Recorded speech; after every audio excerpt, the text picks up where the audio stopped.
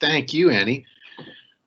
So before we begin, I'd like to ask if there's any public comment on non-agenda items before we dive into our main agenda item. Does anybody have anything to say not related to what we're here to discuss today, which is appointing a new person to fill the empty Senate seat for District 48? Okay, then the next thing we're going to do is take any public comment on any of the candidates under consideration. And given the folks on this call, I sure hope people will speak up. Also note that we have 30 minutes, which is unfortunate, but so please, I'd love to hear what you have to say, and just please make it crisp. So if others need to say something, they can too. So any comment on any of the candidates under consideration today from the public?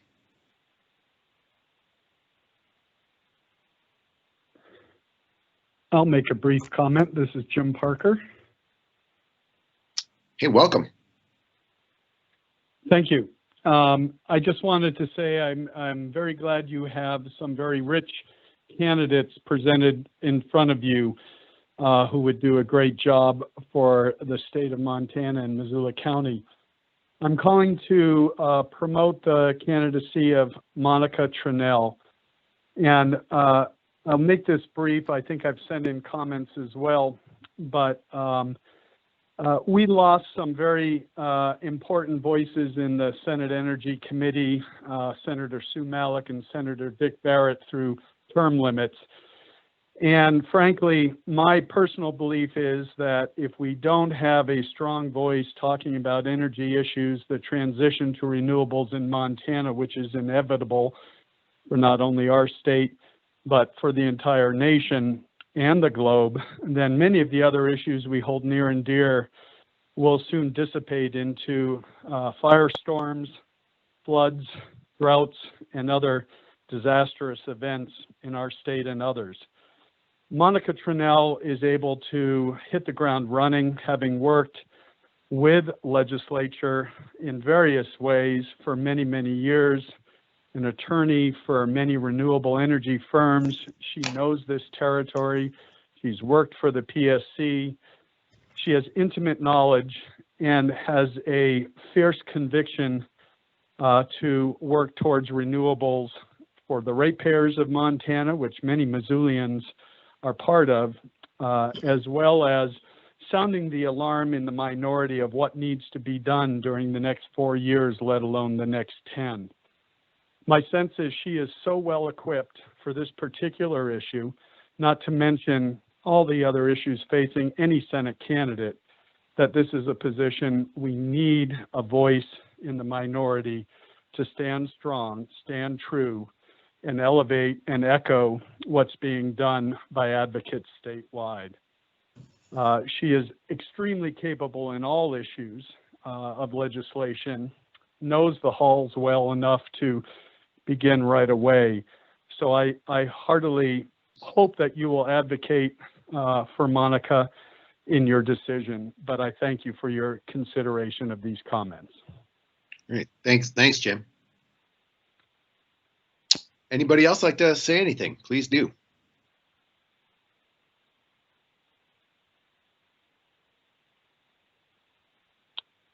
Hello, this is Gail Goodgie. And I'm going to echo what Jim Parker said and add just a couple of things. And appreciate that 3 candidates who are worthy and capable have been forwarded to you all. And how important it is that you folks have a choice and for folks to step forward at this really difficult political time. But I'm going to advocate also on behalf of Monica Tranel. As you saw in her most current campaign for Public Service Commission, she's a tireless worker. She's articulate, an attorney. She's fearless in her messaging. And I think it's going to take somebody who's really fearless to be able to be heard in this next upcoming legislative session. It's going to be difficult to get anything passed, especially in terms of clean or renewable energy, but there is the opportunity to educate the public and to speak up on behalf of the issues that are so important to Montana in us transitioning forward in our energy future. And then one other point, I think that Monica will be able to work with some folks across the aisle. She's from Eastern Montana, grew up there, knows the ropes, knows what it's like to come from a ranch. And I think that's a really important consideration. So I just thank you for your consideration on these candidates and would ask for your support for Monica. Thanks a lot, Gail. Anybody else like to say anything?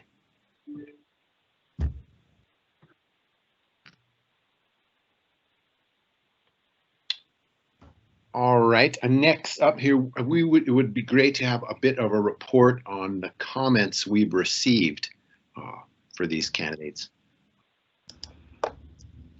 Anne, were you going to provide us with that? Yeah, hi, I can do that. I went through, they're all on your website, so just I can pop the link into the chat on this meeting, or you can just go to the County Commissioner's website and look on the lower left-hand side of that page, and it says public comment, and then from there you're just going to navigate into the vacancy for Senate District 48 to get to the folder that contains those comments for any of you who need to check that out, want to check that out.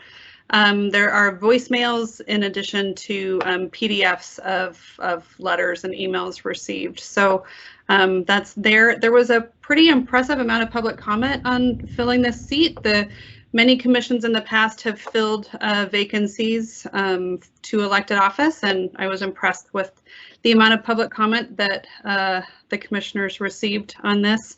And I'm not going to necessarily characterize all of the content, but there was strong support for and great comments about all three of the candidates, and the two who got the most were Monica Tranel and Shane Mourgeot, and just again really emphasizing what I think you've heard spoken to already, which is Monica's experience in energy, and then there are some comments about Shane's experience and his role as already representing half of the Senate district in HD 95. So I think pretty basic overview there, but again, just a takeaway for me was the volume received in a short time. So great. Thanks, Anne. You bet. I'll pop that link into the chat for anybody who wants to follow that link. Great. All right, and so our next up here is the three of us will have this discussion and hopefully end up with a motion. And as a prelude to this discussion, I just wanted to pass out this brief message to all the people who are joining us. Three of us were able to interview all three of these candidates, and to a person, all three of them are not just impressive, but inspiring. And we are really lucky to have these three people living in Missoula County and deciding that they want to put their great efforts and intellect and energy towards public service. I want to make sure we lead with that. Really appreciate all three, Brianna, Shane, and Monica, that they do what they do and they'd be willing to throw their names in here. With that, let us discuss. So I'm not looking forward or relishing to make this decision because yeah, we can't make a bad decision. At the same time, I'm going to disappoint people that I deeply respect. And so also want to say how proud I am of this community and the Democratic Central Committee for producing such fine candidates. This is a really difficult decision, and I'm impressed, like Anne was saying, by the volume and the quality of the emails and calls we received in such a short time, and our interviews. Like I have great appreciation for Brianna Lamb's advocacy, and I was all in for both Shane Mourgeot and Monica Tranel's statewide races, and they ran impeccable campaigns, and I have deep respect and admiration for both of them. What speaks to me about Monica is her expertise on energy, like Parker and Gucci just said, and her ability to address the climate crisis, in addition to growing, she spoke about this in her interview, about growing the Democratic Party across Montana and educating Montanans about the consequences of our actions as voters and decision makers. Because let's face it, Democrats got walloped, and there's some hard lessons that we need to learn. And Montana needs her expertise and big picture perspective to answer what truly is the issue of our day, climate change. But that said, representation matters, and Shane is the only urban, or would be the only urban Indian in this legislature. And I also feel like, yes, we do need women. And I feel like some would say, like, you know, I'm somehow not supporting the sisterhood if I support Shane. But I feel like we also need Monica to be free of the confines of this seat, to apply her skills where they can be most effective for Montana. And frankly, this legislative session, I mean, it's been described to me as bananas, and it's been said that we're about to be governed by like the most extreme factions among Montanans at large, and it's going to be critical, I think, to draw upon known and trusted relationships across the aisle to prevent this tsunami of bad bills, and bills that are going to attack, you know, efforts for administrative agenda, governance, and clean energy, and behavioral and mental health, and education, and protections for a clean and healthful environment. Prevent these bad bills from becoming worse. And so, as been written in our calls and our comments, relationships will be crucial for submitting those necessary amendments. And Shane's worked in the legislature since 2013. He's been in leadership. He's widely respected, and he's successfully built those relationships within the Democratic minority and the Republican majority. Yeah, so I'm going to make the motion to appoint Shane to Senate District 48. I will second that motion and just add a few comments. Thanks, Commissioner Vero. I think you hit many nails on the head there. Absolutely. The question that I keep grappling with is, what is the role of a board of county commissioners in a case like this? So typically what we are deciding today would be decided by the voters during a primary election, the 20,000 or so voters that make up a Senate district in the state of Montana. And so I don't see my role as one of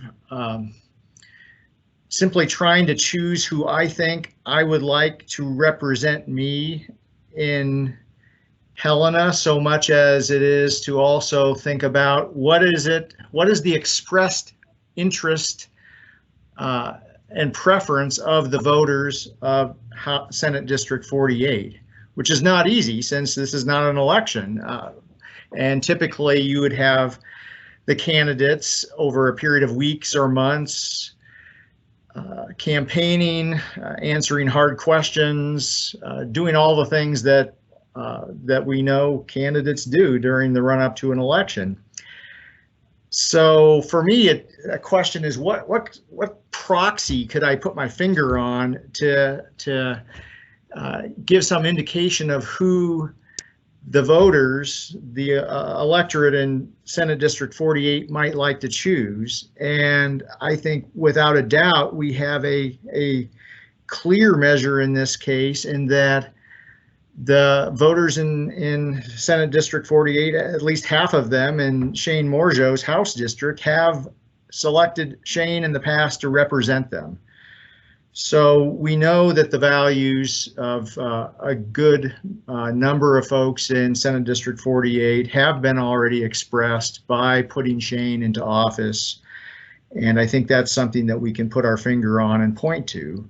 I think it also needs to be noted that Senator Nate McConnell has endorsed Shane Mourgeot, and to the extent that we are trying to, I think, approximate the sort of service that was demonstrated by Senator McConnell, and because that truly was the expressed interest and preference of Senate District 48 voters, that's a strong reason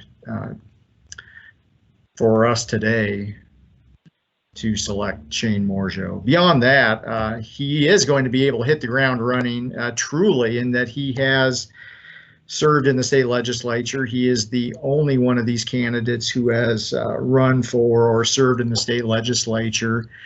It has been his target position in the past, and while I think many folks, friends and neighbors across the state of Montana have come out and supported a number of these candidates, and I respect all of them, and they make great arguments.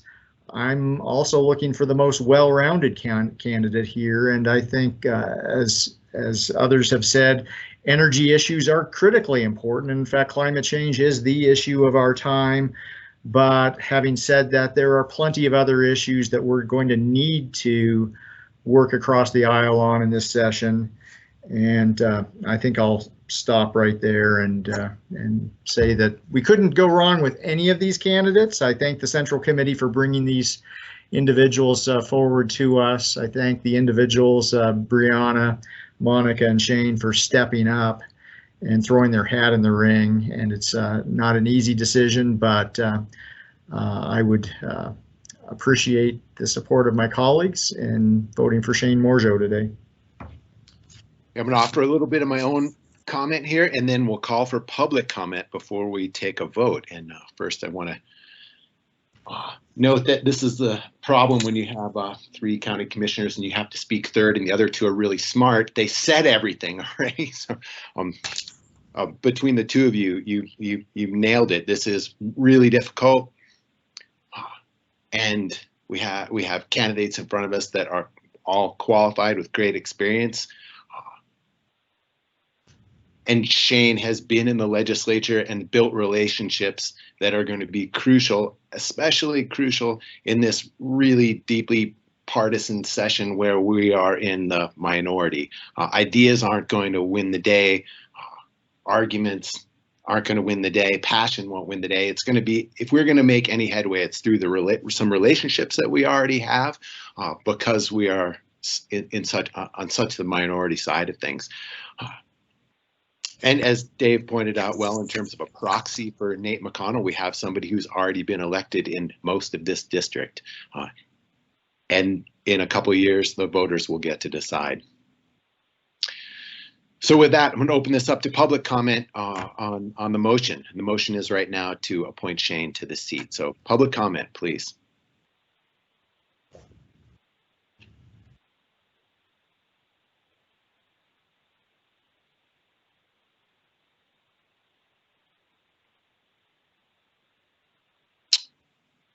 All right, then let us vote. The motion is to appoint Shane Mourgeot to fill Nate McConnell's seat in Senate District 48. All in favor? Aye. Aye.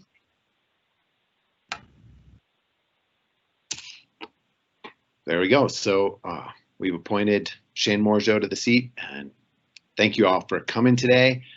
Biggest thanks to Monica and Brianna Lamb for putting their names in, and to all the people who put forth comment. We really appreciate all of it. It's really difficult to be in this spot, and we're also in a good spot that we couldn't have really made a bad decision for our county and our state.